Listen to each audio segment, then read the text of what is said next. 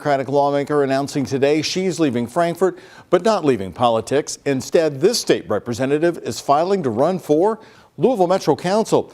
Josie Raymond is running to represent District Number 10 after current council member Pat Mulvihill announced that he's not going to be running for re-election.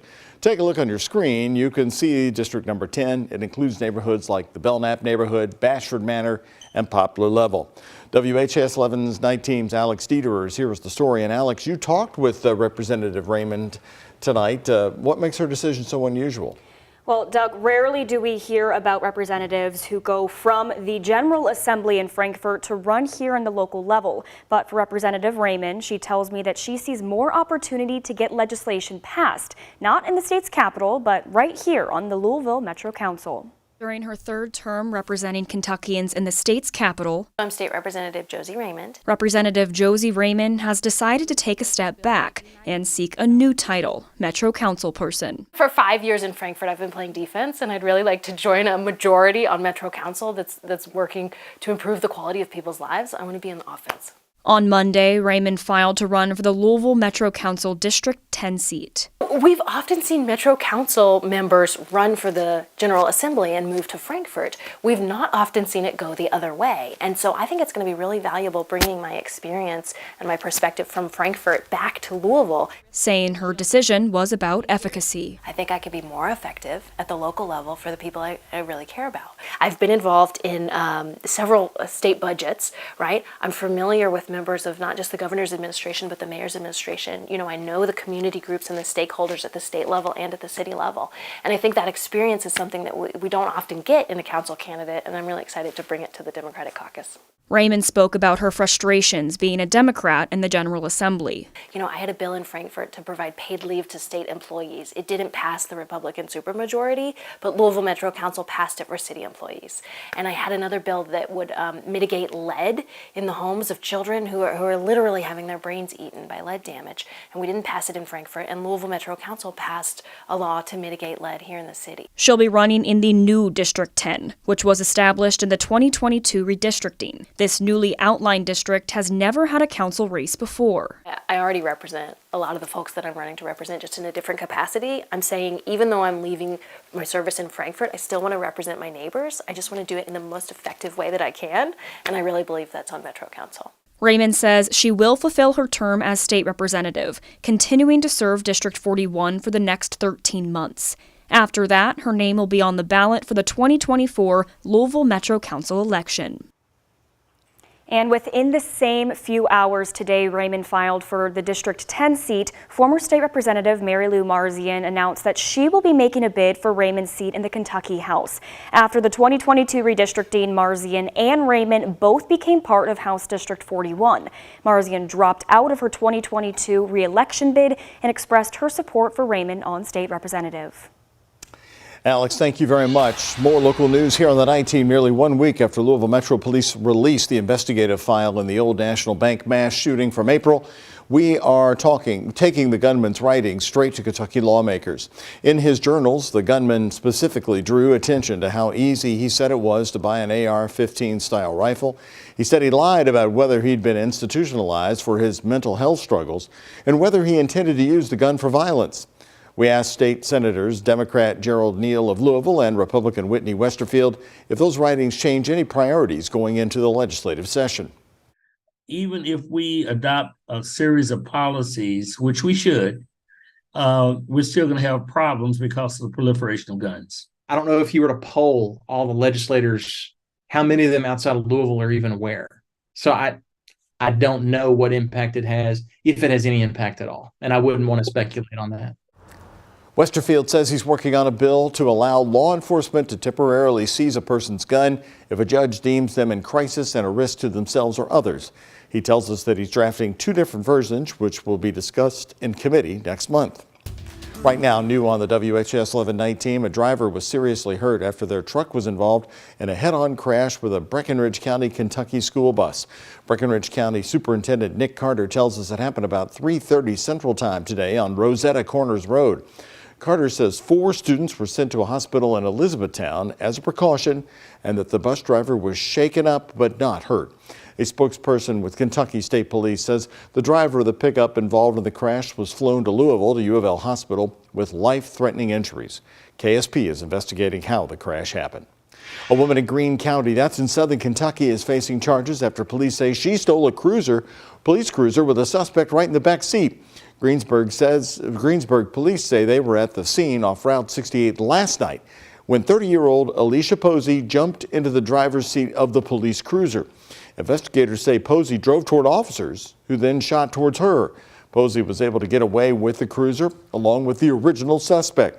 The abandoned cruiser was later found about 12 miles away and police tracked down both suspects. Posey is charged with theft and attempted murder of a police officer. The original man arrested is charged with drug possession. Looking ahead to tomorrow morning, we will see for the first time a new Louisville website that will track nothing but gun violence for you to follow. Why is the city creating a way for you to keep up to date on homicides and non-fatal shootings in real time? WHAS11 Night Team's Taylor Woods and photojournalist Addie Hill talked to a community activist who supports it as a way to get a handle on this extreme violence. The city is taking a different approach to transparency, launching a Metro gun violence dashboard, providing gun violence reports in real time, and community activists I spoke to approve it. Data providing information about shootings, homicides, gun violence victims, and trends starting from the year 2010 will be available through Metro Gun Violence Dashboard, showing gun violence as it happens in real time. It's great. The citizens need to have access to the real data as it relates to the devastation that's been occurring for far too long in Metro Louisville. The dashboard is a collaborative effort between the Office for Safe and Healthy Neighborhoods and Louisville Metro Police Department, funded through a $100,000 grant given to the office. It uses data from Mark 43 showing maps and block reports. Chris 2X says this has been a constant conversation in the community. People need to know, where these things are occurring at. What are the real numbers associated with it, whether it's on the uptick, coming down to the middle, or totally dropping to the bottom. Information about the most common times or days for violence will also be shown on the dashboard. 2X says this data helps organizations like his crush violence. With our work, focusing on 4 to 13-year-old kiddos who have been affected by first and secondary trauma due to shootings in the neighborhoods. This is great information also. He feels this data is just another tool. It should be appreciated when you can get it in real time and people can use it for the good as it relates to trying to tackle the problem. Better understanding the city's most violent situations. In Louisville, Taylor Woods, WHAS 11 Night Team on your side. So the new dashboard will be available tomorrow morning at 10, and it will be available on the front page of the Louisville Metro Police Department website. Louisville Mayor Craig Greenberg will also talk about the dashboard at a news conference happening tomorrow morning. New tonight, we have learned what caused that train derailment in southern Kentucky that forced families to evacuate their homes. CSX says a failed wheel bearing on a train car caused the derailment last Wednesday in Rockcastle County. That's about an hour south of Lexington. 2 of the 16 cars that derailed carried molten sulfur, which then caught fire. People living in the area were encouraged to evacuate, but were able to go home the next day. CSX says crews were able to remove the rail cars, clean up the spilled chemical, and replace 2,500 tons of impacted soil. Louisville fire crews are trying to determine what started a fire this morning at a house in the Highlands. It happened about 5:30 a.m. on Eastern Parkway right near Norris Place in the Deer Park neighborhood. When Louisville firefighters arrived, they found fire coming right out of the rooftop of the 2-story home. It took more than 36 firefighters about 45 minutes to get everything under control. Everyone inside made it out safely and no firefighters were hurt. Some workers at a locally owned coffee chain won't be brewing the hot coffee tomorrow morning. Instead, they're on strike. Sunnerghost union employees and business representatives will sit down also tomorrow as they begin to negotiate a contract. What do we want? A contract!